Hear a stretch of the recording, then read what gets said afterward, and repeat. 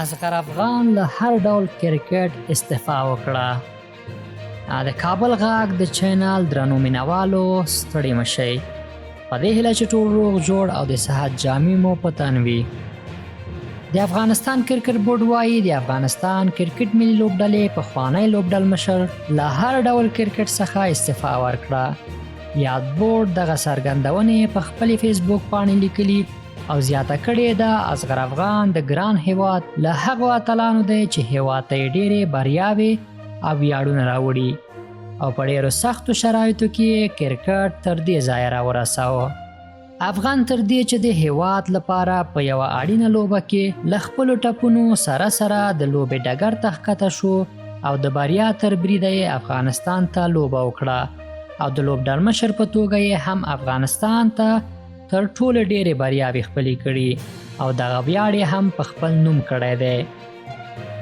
دوی همدا راز ویلي د افغانستان کرکټ بورډ د اصغر افغان له استعفا هرکلی کړی دی او په وینا یې دغه تشه به احساس کړي.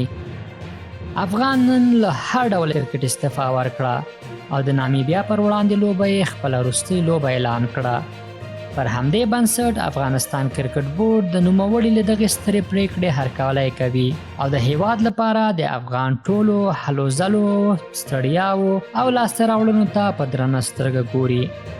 دا په داسې حال کې ده چې تېره ورځ پاکستان سره له لوبې وروسته د افغان کرکټ ډېرو مینوالو له اصغر افغان څخه د استعفا ورکولو غوښتنه وکړه.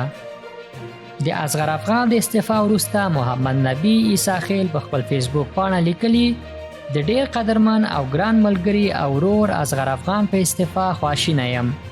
اصغر افغان د افغانستان کرکټ له ځلانده ستورو څخه دی او کارنامې به یې د افغانستان کرکټ تاریخ کې تل پاتې وي. هغه د یو ښه لوبغاړي او ښه لوبډل مشر په توګه په پوره ذکاوت او همیشه بهترین تدبیر سره ګران هیواد ته زیات ویاړونه راوړي دي. لوی څښتن تعالی دې د ژوند په هر پړاو کې تل خوښ او سرلوړی لره. ورور دی محمد نبی عیسی خیل. همداراز رئیس احمدزي هم په خپل فیسبوک باندې لیکلي د اصغر افغان خدمتونه د افغانستان کرکټ لپاره د ستایلو دي او په راتلونکي کې ورته د خوشحالیو ډک ژوند غواړو. هیواد ته د نور خدمتونو په هیله مننه او کور آباد. د کابل غاګ مینوالو په دې هیله چې دا ویډیو مې خوښه شوې وي، که داسې ویډیوګانې نورې هم غواړئ نو زموږ د یوټیوب چینل سبسکرایب کول مه هیروئ تر څو موږ وکولی شو د دې لارې تاسو ته تازه او کره خبرونه او معلومات د کرکټ او نورو چارو په اړوند وړاندې کړو. سرلوړي اوسئ.